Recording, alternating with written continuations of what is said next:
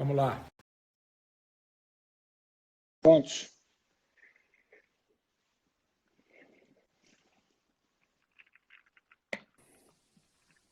Olha quem chegou aí, pessoal. E aí, amigo, tudo bem, camarote? Como é que você está, Tudo Ronaldo? bem, Bem, cara, e você? tô bem, tô bem.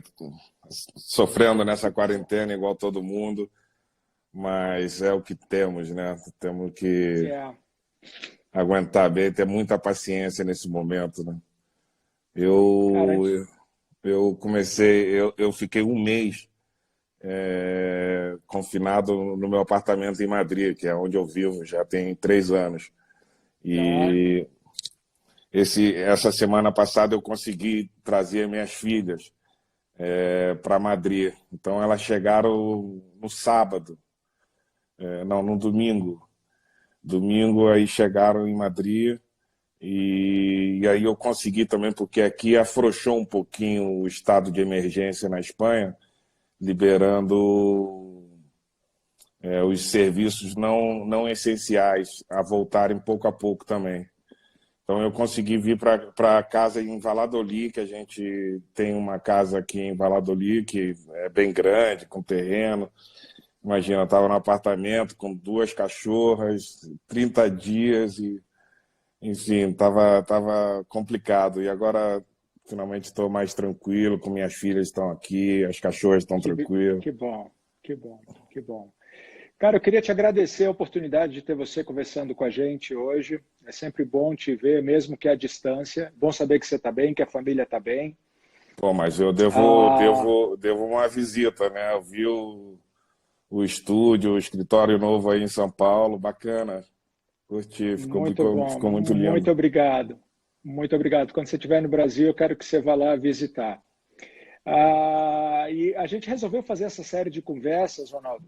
Ronaldo, eu não sei se você está no Wi-Fi ou se você está na rede móvel. Deixa A sua eu. imagem está Tá, picotando um pouco.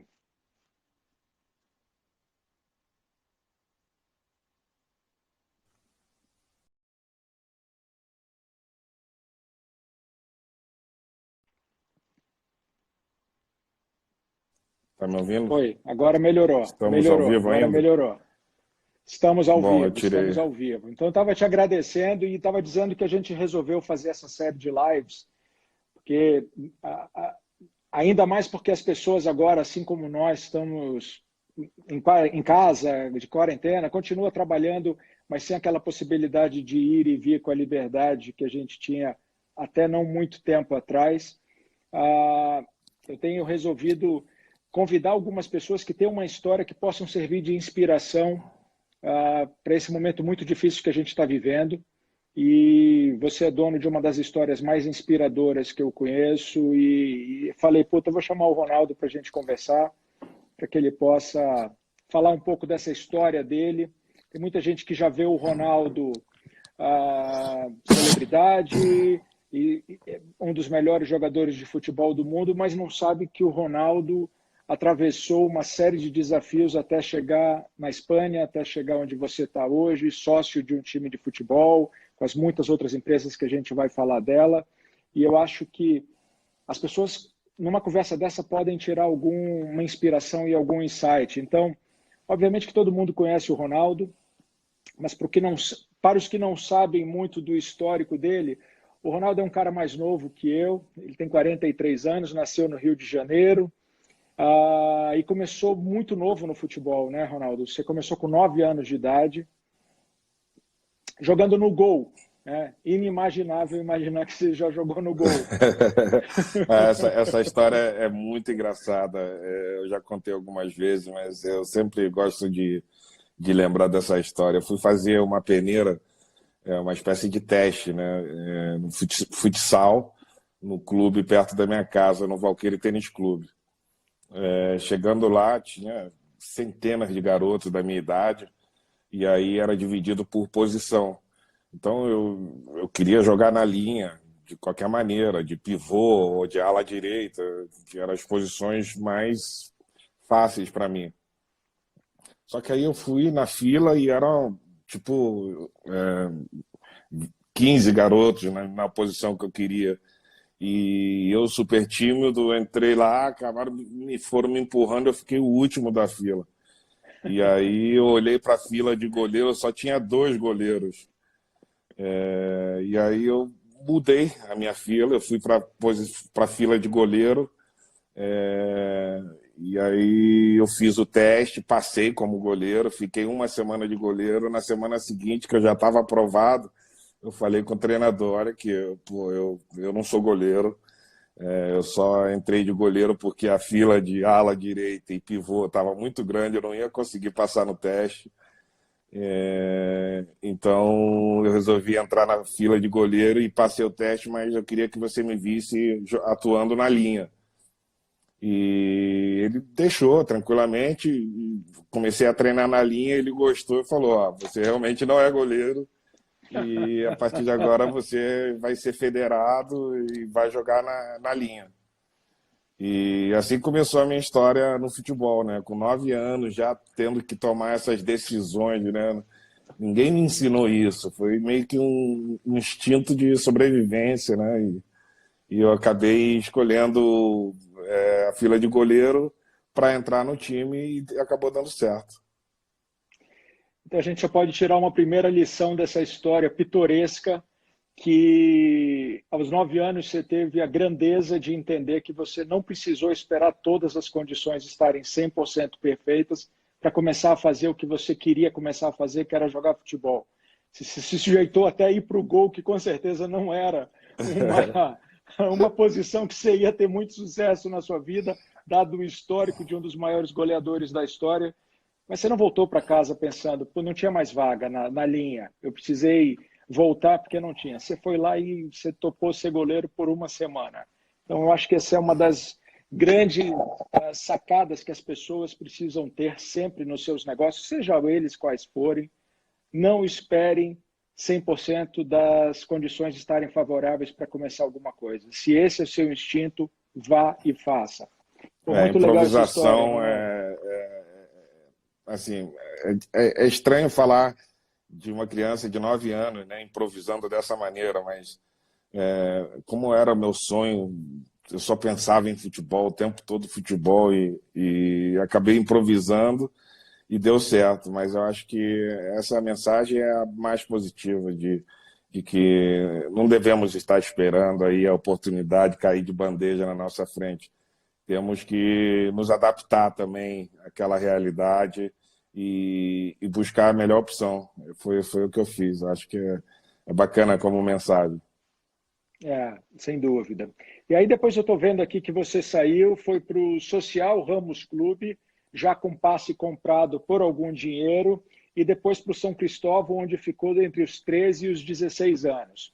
E aí chega uma história aqui, Ronaldo, que eu queria saber se ela realmente é verídica, se isso é lenda, se isso é um dos muitos lendas urbanas do futebol. Você foi fazer um teste no seu time que tem o Zico como seu grande ídolo, o Flamengo. Você passou no primeiro teste, foi convidado a voltar no dia seguinte, mas você não tinha dinheiro para pegar o ônibus e pediu dinheiro lá no clube e o clube disse que não tinha e você acabou não voltando para fazer o teste no Flamengo. Essa história é verídica? Isso aconteceu mesmo? A grande parte dela é verídica. Eu não cheguei a pedir dinheiro ao Flamengo naquela época, porque não fazia nenhum sentido também. O que eu fiz foi exatamente isso. Eu passei no teste, lembro até hoje, o coordenador da peneira era o Cantarelli, que foi um grande goleiro no Flamengo, ídolo no Flamengo, e ele estava coordenando a peneira. Em poucos toques na bola, ele me tirou e aprovou já para voltar na semana seguinte. E como no Flamengo, como você pode imaginar, a peneira de crianças, assim, vão centenas de crianças, a peneira tinha 5 etapas. E eu assim, morando em Bento Ribeiro, para chegar até a Gávea, eram 2 conduções para ir e 2 para voltar. Mal tinha para uma condução. Nesse dia, eu sempre dava um escalote no ônibus, coisa de criança, ou eu ia com Colava a camisa, catraca, né? ou pedia para o trocador também, para quebrar o galho. muitas vezes ajudava e muitas vezes também eu ia com a camiseta da escola municipal que dava acesso ao transporte público. Só que dentro da minha mochila estava a minha chuteira, não estavam os cadernos. Então eu andava com o uniforme da escola também, para cima e para baixo, mas era para ir treinar. Quer dizer, nada foi fácil, né, Ronaldo? Desde as coisas que parecem ser as mais simples, como a simples locomoção da sua casa para o local de treino, até isso era um desafio, mas nem por isso você desistiu de perseguir seu sonho de jogar futebol, né? Saindo. Desde pequeno eu já encarava a vida assim como que eu ia ter que encontrar muitos obstáculos, né? Muitos obstáculos no caminho que eu ia ter que superar e que muita gente ia tentar me fazer desistir. Só que o meu amor, a minha paixão pelo futebol era tão grande que eu só pensava em como superar os obstáculos e seguir adiante na minha linha, no meu objetivo. Muito legal, cara, muito legal. Deixa eu continuar aqui nesse timeline.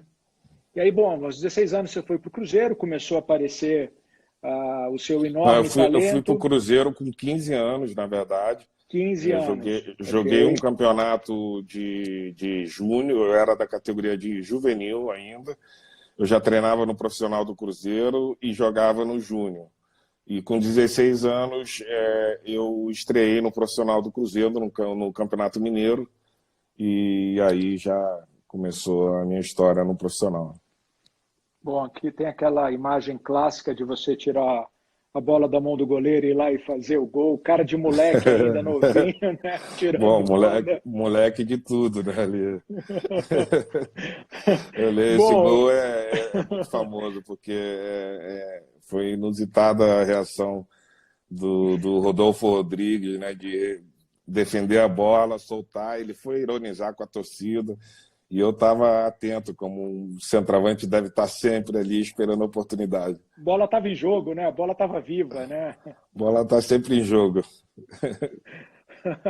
Bom, e aí depois você foi para a Europa, você começou pelo PSV, já teve uma transferência que já tinha uma soma em dinheiro considerável para a época.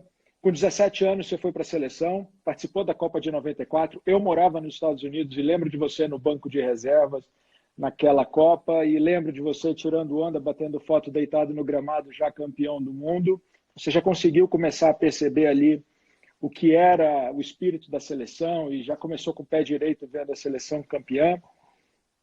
Em 96 você foi para o Barcelona, uma transação de 20 milhões de dólares, começou a despontar como esse fenômeno que você se tornou. Em 97 você foi para a Inter e ali ganhou o apelido que te acompanha até hoje, né? O fenômeno. Obviamente graças ao seu grande desempenho. E aqui a gente entra numa fase que a gente vai ver ao longo desses próximos anos a resiliência e a força de vontade e a determinação, que eu acho que é o que muito de nós precisamos agora, Ronaldo. E eu quero, de público, te parabenizar por toda essa força que você teve nesse período. Como atleta, como profissional, essa era a sua profissão. Eu sou um empresário, a minha profissão requer que eu seja resiliente e que eu tenha força para continuar, apesar de todos os desafios.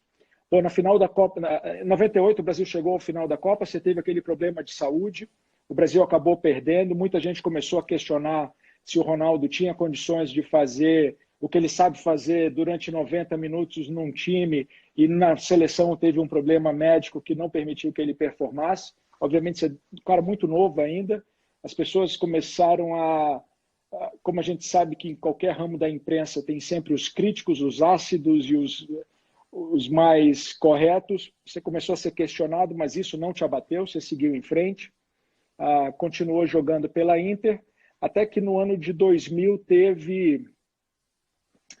você tinha acabado de se recuperar de uma lesão no joelho e você estava voltando para o seu primeiro jogo contra a Lazio e teve aquela jogada aos 7 minutos, o jogo estava começando, que foi talvez uma das cenas mais fortes do esporte mundial, que foi aquela tua contusão. O que você sentiu naquela hora, Ronaldo, quando você, recém-recuperado, viu aquilo que estava acontecendo? O que passou na tua cabeça? Ah, passou muita coisa. Mas no exato momento, assim,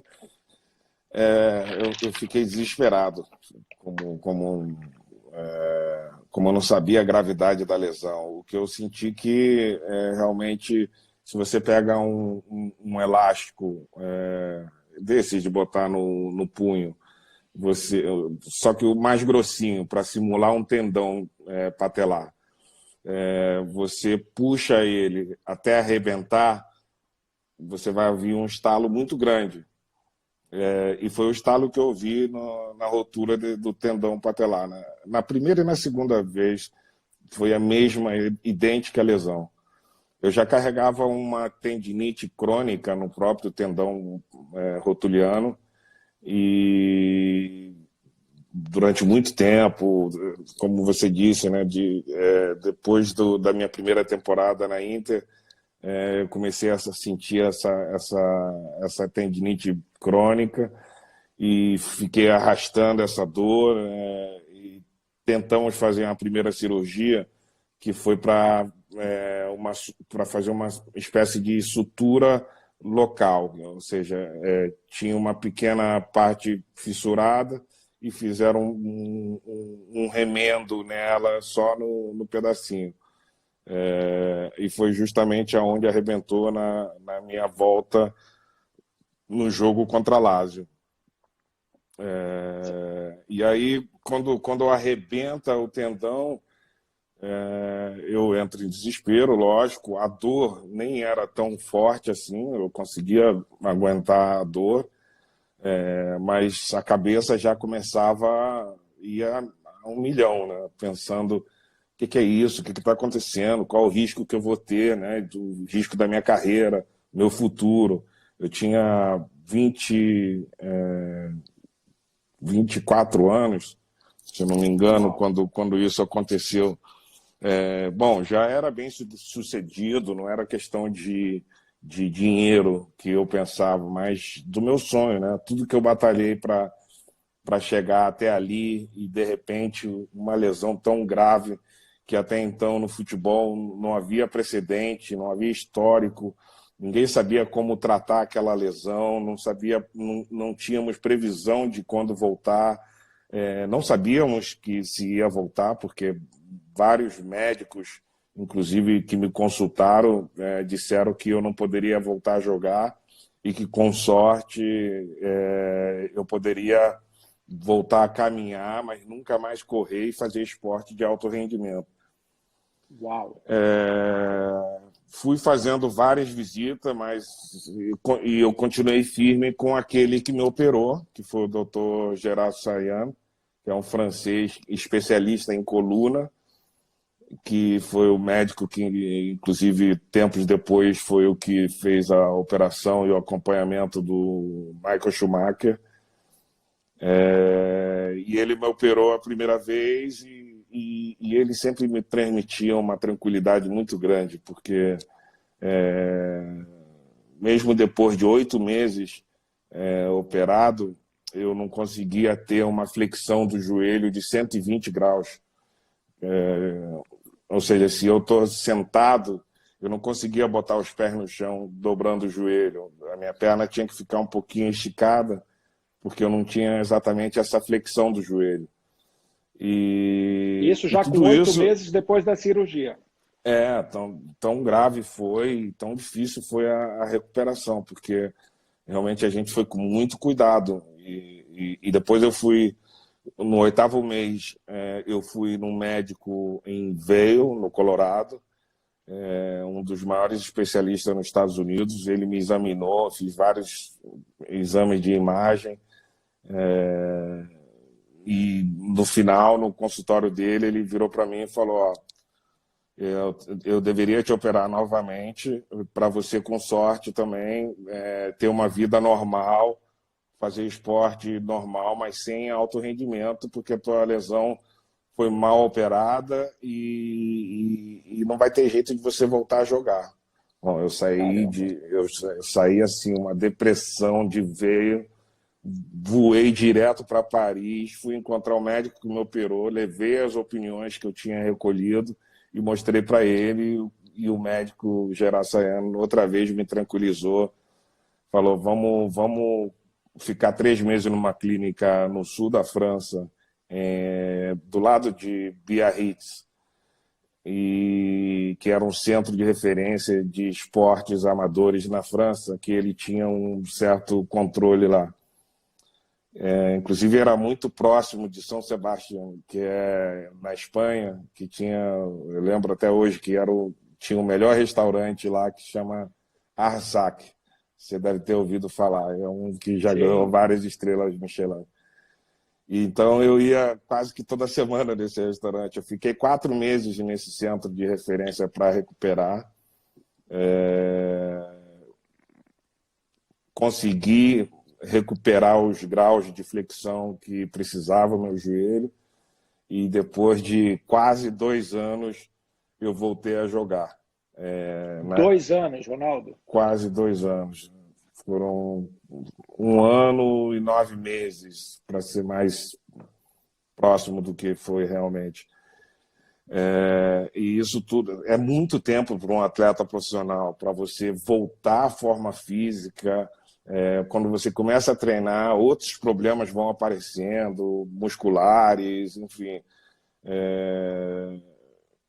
E ainda assim a desconfiança, né, de todos, né? Se o joelho vai aguentar, se o joelho vai ceder novamente. E na minha cabeça isso também ficava, né? Mas eu tive muita força. Eu costumo dizer que nem eu sabia o quão forte eu era e a força que tinha dentro de mim para superar aquele momento. Porque, contando assim, a história é dramática, mas viver ela realmente todos os dias. Hoje mesmo eu estava falando com a mãe das minhas filhas e ela lembrou de eu estava jogando videogame hoje com as minhas crianças, e ela lembrou que na época que eu estava em Paris fazendo tratamento,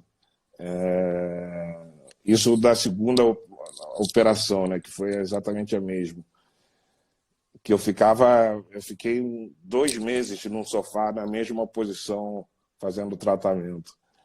Então foram inúmeros assim os obstáculos que tive durante essa lesão, mas em nenhum momento eu pensei em desistir. É uma coisa muito forte dentro de mim que me dizia: você tem que tentar até o último momento, até quando não tiver mais força, você tem que continuar tentando para lutar pelo teu sonho. E eu não imaginava ser tão forte, mas eu acho que tudo isso é pelo amor que eu tenho ao futebol. Então as pessoas têm que realmente se envolver, gostar muito do que faz, e isso já por si te dá força, né, para você ir superando os obstáculos que a vida vai te colocando na frente. É incrível essa história. Só para contextualizar, a gente está há pouco mais de 1 mês em quarentena. Vocês aí na Espanha talvez um pouquinho mais ou um pouquinho menos. Eu já vejo às vezes nas redes sociais algumas pessoas reclamando, e olha que a gente está dentro do conforto de casa, graças a Deus. Tem, infelizmente, muita gente que não consegue minimamente sobreviver sem os recursos que eles entravam via um bico, via um diarista. Então tem muita gente passando dificuldade. Eu vejo gente com um pouco mais de 30 dias de confinamento. Meu Deus, o mundo está acabando. Imagino que são 1 ano e 9 meses de noites mal dormidas, essa pergunta na sua cabeça: será que vai funcionar? Será que vai dar certo? Apesar da sua força não se esgotar, tudo jogava contra. Você já tinha ouvido médicos dizendo: olha, você vai voltar a andar, mas você nunca mais vai poder fazer esporte de alto rendimento. Eu imagino que o lado psicológico, apesar de toda a força, ficou muito abalado durante muitas vezes, e você não desistiu. Então, pessoal, ouçam a história. Vocês acabaram de assistir no domingo a reprise de um dos momentos mais alegres da história do nosso futebol, protagonizado por esse querido amigo que está do outro lado e outros 10 brilhantes jogadores. Mas pouco antes daquela partida, o Ronaldo era uma dúvida. se ele ia voltar a jogar, se ele ia ser chamado para a seleção. Para os mais novos que não se lembram, existia uma pressão muito grande para levar o hoje senador Romário, que era um craque, que era goleador, e o Filipão peitou e falou, não, vou levar o Ronaldo. E o resto a gente viu. Foi até legal o time dessa nossa conversa, né, Ronaldo? Porque domingo a gente conseguiu lembrar 18 anos atrás, é bastante tempo, né? Minha filha tinha 3 meses de nascida naquela Copa, hoje ela está com 18 anos. Como é que foi, depois de todo esse desafio, você entrar, treinar e fazer aquilo que se arrebentou na Copa do Mundo, Ronaldo? Bom, olhando para trás e vendo o resultado que a gente teve, foi maravilhoso. Mas foi também maravilhoso a experiência que eu tive naquele momento. A recuperação da minha confiança, eu demorei um pouco ainda, demorei uns 6 meses para voltar a ter confiança nas pernas, confiança na minha habilidade, confiança na minha velocidade. Tinha muitas dúvidas na minha cabeça e isso eu tinha que ir derrubando a cada etapa, né? Eu comecei jogando aos poucos na Inter novamente, e quando eu menos esperava, o Filipão me chamou para um amistoso no Brasil, que eu joguei 20 minutos e ali eu já senti que, bom, eu estou bem, e tivemos uma conversa com o Filipão, a confiança que o Filipão teve em mim foi uma coisa assim de outro planeta, porque nem eu sabia se eu estava tão bem assim, se eu ficaria tão bem na época da Copa, porque foi uma lesão sem precedente, como eu disse antes. E aí eu fui recuperando a confiança. Chegamos na Copa, teve o primeiro jogo, o nervosismo bateu, jogamos mal o primeiro jogo, mas ganhamos de 2-1. Eu fiz um gol que eu me joguei assim, um cruzamento, acho que do Rivaldo. E ali eu já dei uma relaxada também, deu uma tranquilizada assim, e me deu uma certa confiança para continuar. Enfim, o gol é revigorante, né, Ronaldo? É revigorante, realmente. E aí fomos ganhando os jogos até chegar à final. Na final, esse jogo que nós vimos domingo, que eu assisti inclusive com minhas filhas, que não eram nascidas, mas elas fizeram todas as perguntas do mundo sobre o jogo. O que você pode imaginar. A principal foi sobre o cabelo, né? Por que eu fiz aquele cabelo? Elas não pediram para você repetir o corte, não? Não, o Ronald, meu filho mais velho, né, o primeiro, ele fez o corte do cabelo e ligou para a gente, fizemos um FaceTime e mostrou para elas, e elas, bom, é só gargalhada, né? Eu falei, tira esse cabelo, eu vi moleque. A foto de vocês, eu vi a foto. Ele é muito parecido com você quando você era mais novo, né? Muito parecido, e ele fez o cabelo para zoar e fez uma bela homenagem. Mas na final, esse jogo que a gente assistiu agora domingo, eu tinha um outro trauma que eu tinha que superar. Na final eu já não estava pensando mais no joelho naquele momento. Eu estava pensando em que eu não deveria dormir depois do almoço, na tarde do jogo, porque eu só lembrava na final de 98 que depois do almoço eu fui para o quarto e tive aquela famosa convulsão. Foi aquela história que foi terrível. Fui para o hospital, fiz todos os exames, fui para o estádio, aí joguei, mas não foi uma das melhores partidas da minha vida. E tratando de final de Copa do Mundo, houve uma certa repercussão, enfim. Mas eu já acho que o futebol ele é muito mais simples do que as pessoas acham. Na época falaram muito de conspiração, de venda de resultado. Enfim, eu acredito muito no esporte em si, em ganhar, em perder, e aceito realmente o destino e os resultados. Mas então, em 2002, acabou o almoço, eu fiquei ali na resenha, galera que ficou um pouquinho mais, de repente cada um ia saindo para o quarto, e é normal, todo mundo querendo dar uma última descansada antes do jogo, e eu não queria dar essa chance ao azar de dormir e ter uma outra convulsão. Então eu fiquei rodando no corredor, até encontrar o Dida, que é um grande amigo que eu fiz no futebol, nós somos amigos até hoje. E aí ele ficou comigo, ficamos batendo papo e tal, e eu morrendo de sono, mas não dormi. E esse era o principal trauma que eu tinha, de não ter uma convulsão antes da final novamente. Uma vez que não dormi, indo para o estádio já estava mais tranquilo e a energia que eu estava sentindo naquele momento era muito boa. O grupo que a gente tinha era um grupo maravilhoso e comandado por um cara maravilhoso que nem o Filipão. Então foi um dia realmente especial e o dia mais importante na minha carreira esportiva. Eu falei esses dias, no domingo mesmo, falando para minhas filhas que para elas assistirem, porque aquele foi o jogo mais importante da vida do papai. E aí elas ficaram pacientemente assistindo ao jogo e fazendo um monte de perguntas. Foi mal barato. Parabéns, foi um jogo incrível. Você e todo o time deram uma alegria enorme para todos no Brasil.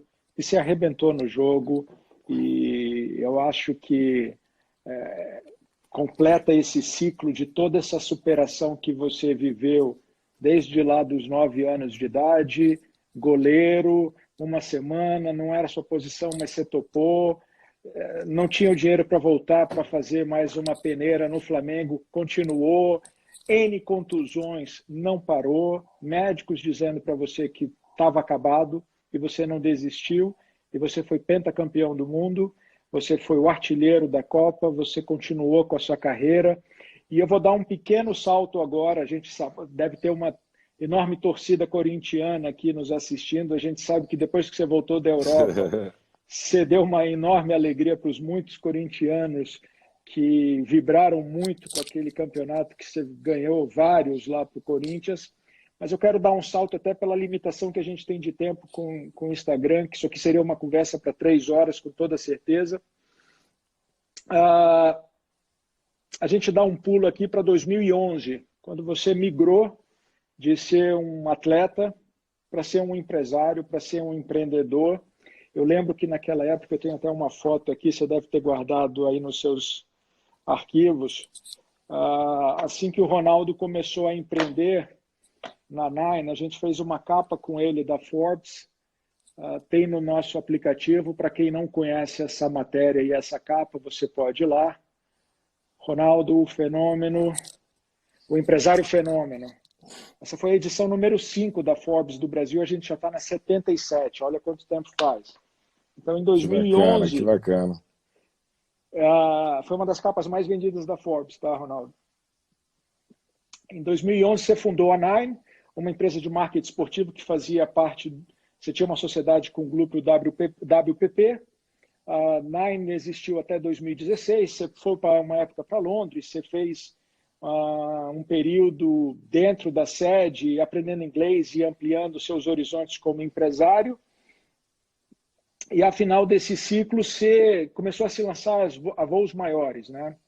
Você comprou a Octagon no Brasil. E me conta como é que foi essa sua decisão de continuar no esporte, mas do outro lado, não mais como atleta, mas como empresário, como empreendedor.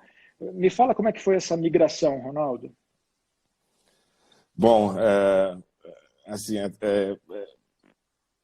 a minha carreira... Não, na verdade, eu fui um empreendedor e fui um gestor durante toda a minha carreira, toda a minha vida, né? Porque até mesmo quando tinha 16 anos, no meu primeiro contrato profissional, e apesar de ter pessoas incríveis do meu lado, como foram o Alexandre Martins e o Reinaldo Pita, que foram meus empresários durante muitos anos, e aprendi muito com eles. E serei eternamente agradecido por tanto que eles me ensinaram. Mas depois de um tempo eu decidi fazer a carreira sozinho também, no quesito gestão da minha própria carreira. Você se Então, autogeria, você geria a sua é, imagem. eu administrava os meus contratos, eu negociava, eu tinha contato direto com agências e, enfim, daí que nasceu a ideia de fazer uma agência de marketing esportivo, né? A Nine nasceu por causa dessa minha experiência já como jogador e garoto propaganda e também empresário, porque tinha que administrar também uma quantidade muito grande de dinheiro e ser responsável com as decisões. E aí eu decidi, né, fazer essa agência, a Nine. Pintou a oportunidade de fazer com a WPP. Eu tinha e tenho uma relação muito grande com a Ogilvy Brasil, com o Musa e com o Sérgio Amado. E aí Famoso Mumu, querido Luiz Fernando Musa. o Musa, que é um gênio da É, publicidade, gênio, gênio gênio. como pessoa, e daqui eu já É. mando um abração para ele e com saudade dele, porque é um cara extremamente agradável. E a gente fez e foi muito bacana assim, a experiência com a Nine. Tivemos muita dificuldade no final, mais ou menos 2014, 15, e decidimos encerrar a operação. Mas foi uma experiência maravilhosa, aprendi muito. Depois eu tive a oportunidade de comprar a Octagon Brasil, e que já estamos já no quarto para o quinto ano da minha gestão na Octagon, e a Octagon está realmente voando muito alto, né, pelo que a gente o que a gente queria como objetivo, a gente superou todos. Então eu estou realmente muito feliz com o desempenho dessa empresa. Mas antes disso também eu tive uma experiência nos Estados Unidos com uma equipe que era, digamos, na segunda divisão americana, na NSL, que era o Strike de Fort Lauderdale. E aí eu fiquei 1 ano e meio praticamente indo muito para Miami para tocar esse negócio. Eu tinha esperança de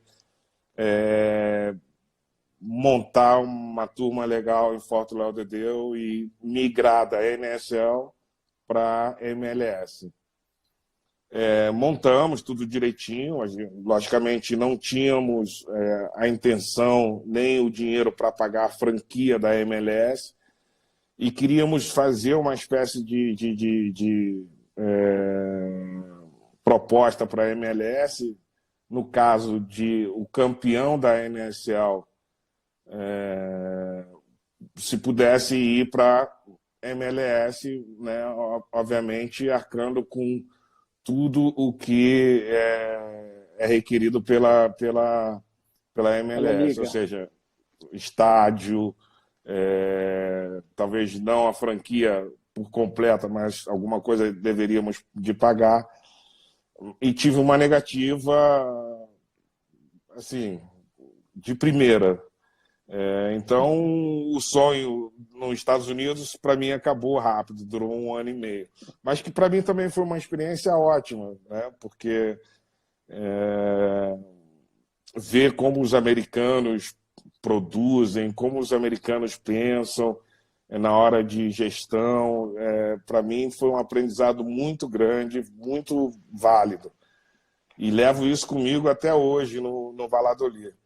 Então, assim, não foi exatamente tudo planejado, mas foi o que eu ia buscando para mim, né? Tudo ligado no esporte, porque eu não tenho uma formação acadêmica de universidade, mas a minha vivência e experiência no meio do esporte me dá uma tranquilidade muito grande de atuar no meio. Que legal, Ronaldo. E aí, agora mais recentemente, em 2018, você assumiu na temporada 18-19, você entrou como sócio majoritário do Real Valladolid, aí na Espanha.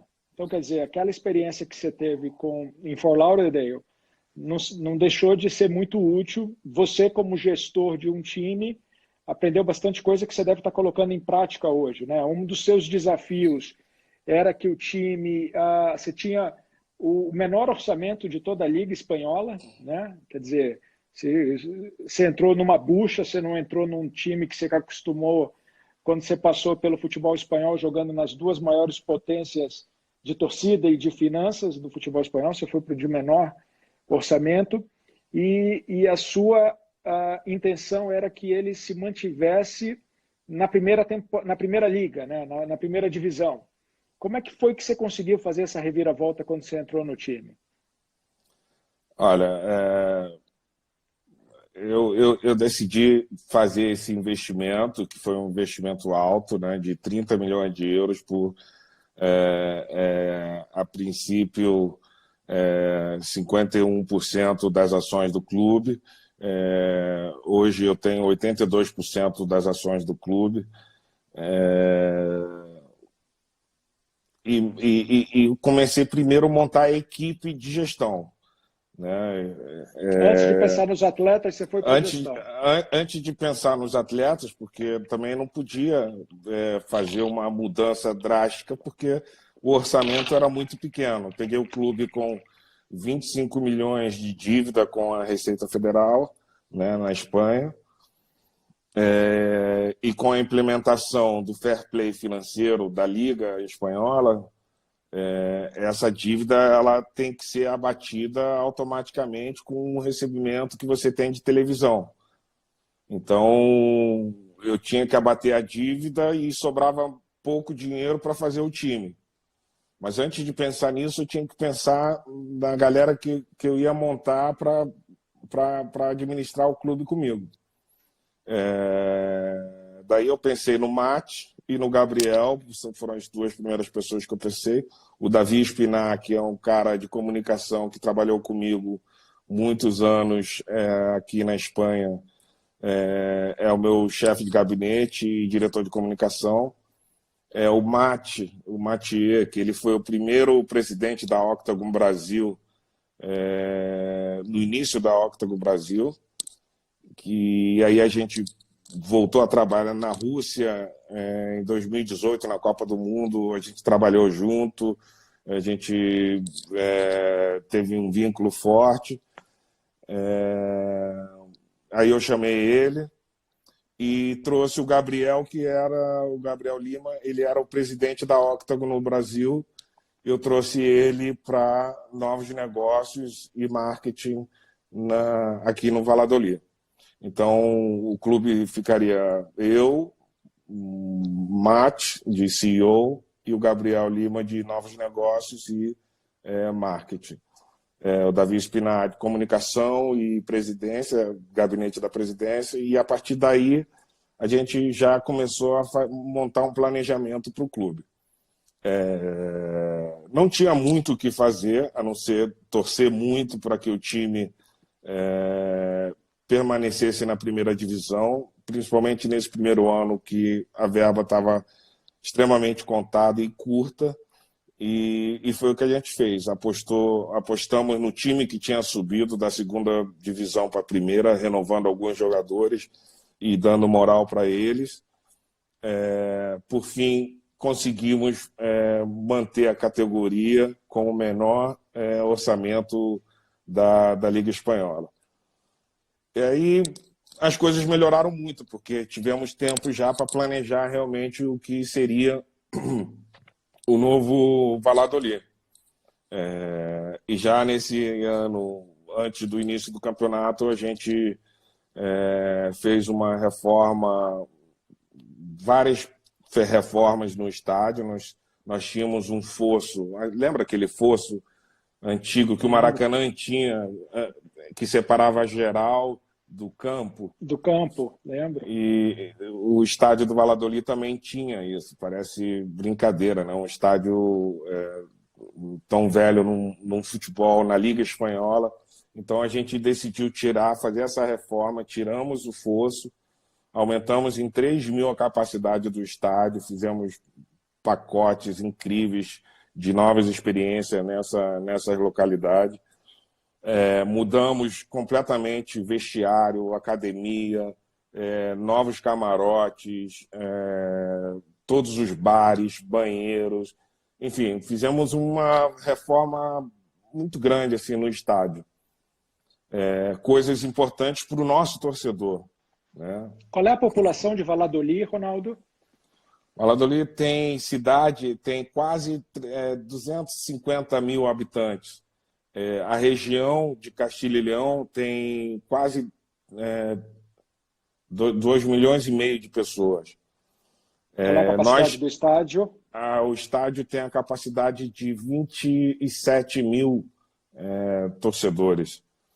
Nós temos o Season Ticket, que são o sócio que paga anualmente.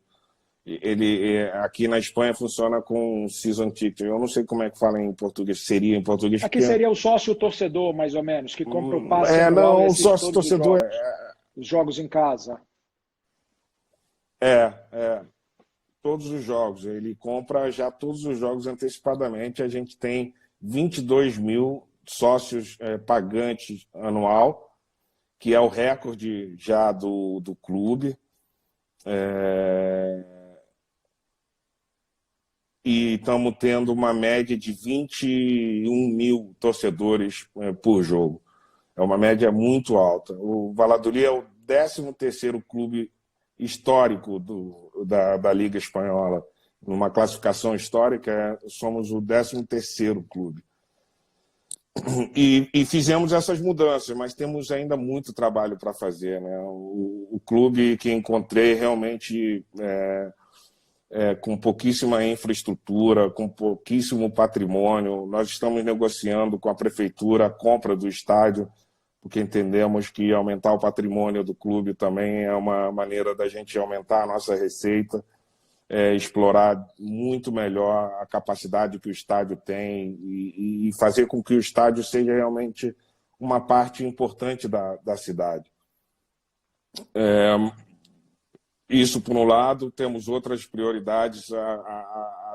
A mais importante é o centro de treinamento que nós temos que fazer. Nós temos uma estrutura hoje que é muito discreta, digamos assim, mas não é o que os nossos jogadores, um jogador de primeira divisão de Liga Espanhola, merece. Nós já estamos negociando com a prefeitura a cessão do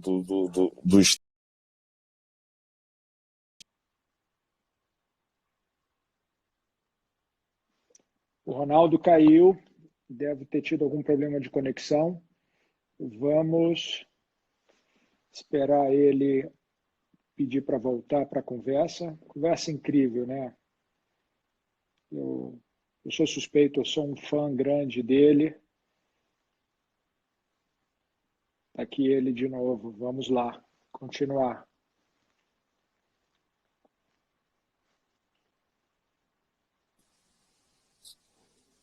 Derrubaram você fora da área, Ronaldo. Não tem problema. Pode continuar. Não, eu levei um susto. A minha filha que veio aqui pegar alguma coisa, eu levei um susto e, ao mesmo tempo, caiu a conexão. Vamos lá. Você estava falando que você pediu a concessão da área para a prefeitura. Sim, a gente conseguiu essa área da prefeitura. Estamos terminando todo a papelada, os trâmites burocráticos que tem por se tratar de uma concessão pública. Já temos o dinheiro para a construção do centro de treinamento, que vai ser também um marco para a cidade. A gente hoje atende a 600 crianças nas nossas academias de futebol. A gente espera poder treinar mais de 3.000 crianças com esse novo centro de treinamento. Entre outras coisas, agora o Real Valladolid é o clube com a menor dívida da Liga Espanhola. Hoje a nossa dívida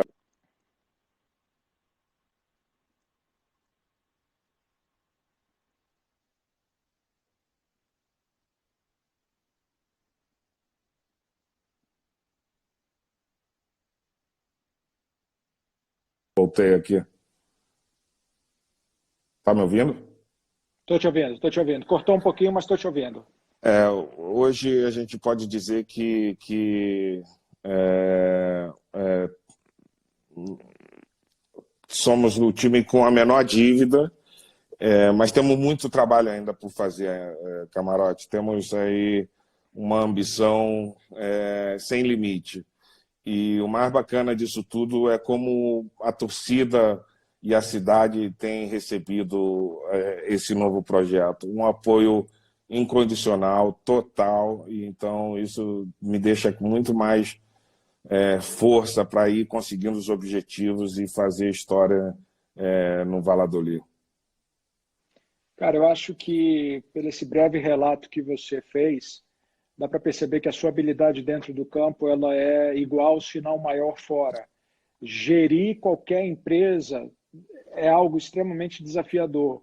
Eu tenho um pequeno contato, tenho um histórico com futebol. Eu tive uma empresa de marketing esportivo há 12 anos atrás que vendia publicidade da Série B e C do Brasileirão. Então eu vi os pormenores de alguns clubes pequenos, eu sei dos enormes desafios. Então parabéns por toda essa transformação, que nada mais é do que você acertou na veia, você se preocupou depois com o talento e montou antes a gestão que permitiu que você chegasse aí. Essa é uma outra lição, esse é um outro insight que as pessoas que estão nos assistindo precisam aprender. A gestão é tudo. Monte um time bom e que vai te ajudar a montar o seu sonho, que vai ajudar você a superar os desafios, porque sozinho ninguém faz nada, né? O Ronaldo é um craque, o Ronaldo teve experiências com N outros modelos de negócio, mas ele pensou em primeiro quem poderia ajudar ele a fazer essa reviravolta. É uma coisa que eu faço e gosto muito de fazer nas minhas empresas, dar a possibilidade de crescimento às pessoas que trabalham comigo. Esse movimento de trazer o Gabriel, Mate, para falando em Gabriel, olha que coincidência, esse aqui é o Gabriel. E quando eu falei para ele que eu ia fazer uma live com o Ronaldo, ele falou, mas é o Ronaldo Fenômeno? Eu falei, E aí, cara, Ronaldo, tudo bem, ele cara? estava falando de Gabriel, você apareceu. Oi. Tudo bom? Sim, Você joga futebol não... também? jogo. Qual posição que você joga? Meio que não sei. Jogo em todos.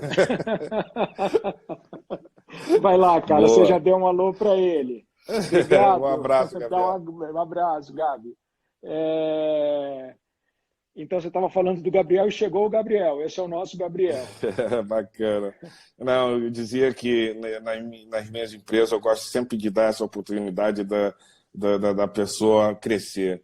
E essa movimentação de trazer o Gabriel para o Valladolid, abrir espaço para o Eduardo Baraldi, que está no comando agora, é o nosso CEO da Octo, que é um cara sensacional também. Temos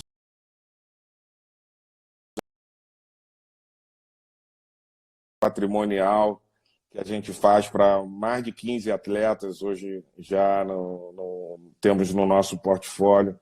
Então, temos trabalhado bastante aí e espero continuar assim e que os projetos, independente da crise que nós estamos enfrentando, temos que encontrar soluções para fazer as empresas crescerem. Ronaldo, acho que a gente vai ter que marcar um outro bate-papo, porque a gente deixou muita coisa de fora. A gente não falou de Fundação Fenômenos. Eu gostaria muito de ouvir as suas iniciativas no terceiro setor, tudo que você faz pelos jovens atletas, pelos menos assistidos.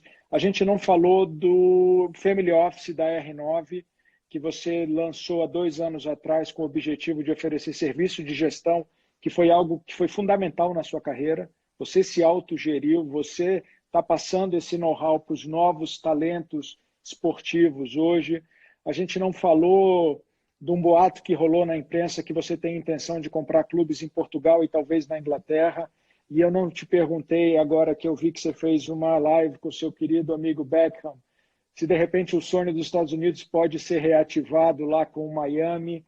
Eu acho que a gente vai ter que fazer uma segunda rodada de conversa, porque tem muita coisa. Vamos, eu prometo fazer-lhe uma visita assim que eu for ao Brasil, para visitar o teu estúdio, que ficou muito lindo. Aliás, queria também Muito te dar obrigado. parabéns por ter contratado uma colunista que eu amo de paixão, que é a Donata, que Ela é um ela é amor, ela é um amor. maravilhosa. Quero mandar um beijo Maravilhosa. para ela também, e dizer que Na pode verdade, não fui deixar. eu que contratei, ela me contratou, porque o convite da Donata já existia há 8 anos, e quando eu lancei a Forbes, foi a primeira pessoa que eu convidei para fazer lifestyle, porque para mim ela é a maior sumidade no tema. Só que na Que época ela já estava maravilhoso. na Vogue, e obviamente ela não podia estar em 2 títulos, e agora, depois de quase 8 anos, esse namoro antigo deu certo, e eu também estou muito feliz. Ela é incrível. Obrigado. Ela é incrível. Boa sorte para vocês aí. Assim que eu estiver no Brasil, pode contar, eu vou lhe fazer a visita. Então a A promessa é gente recíproca. termina o papo de hoje. Quando acabar essa quarentena e essas proibições de viagem, você vem ao Brasil e eu quero ir conhecer o Valladolid, eu quero conhecer a cidade, quero conhecer o estádio, quero te visitar pessoalmente nessa sua nova empreitada, que eu tenho certeza que vai ser, assim como você fez tudo na vida, um enorme sucesso. Meu amigo, Será muito um obrigado prazer pela recebê-lo aqui participação. também. Eu vou aí sim. Muito obrigado. Fiquei muito feliz de conversar com você. Obrigado pelas dicas inspiradoras que você deu para ajudar nesse momento que a gente está passando e lembrar que força de vontade, determinação e resiliência, não tem nada que consiga nos parar. Muito obrigado. Fica com Deus. Um forte abraço para você. Um beijo nas crianças e se cuida por aí, Ronaldo. Falou, camarada. Obrigado. Foi um prazer aí estar falando com você. Um abraço a todos os teus seguidores. E até a próxima aí. Valeu, um abraço. Obrigado. Obrigado, pessoal. Boa noite. Abraço. Tchau, tchau.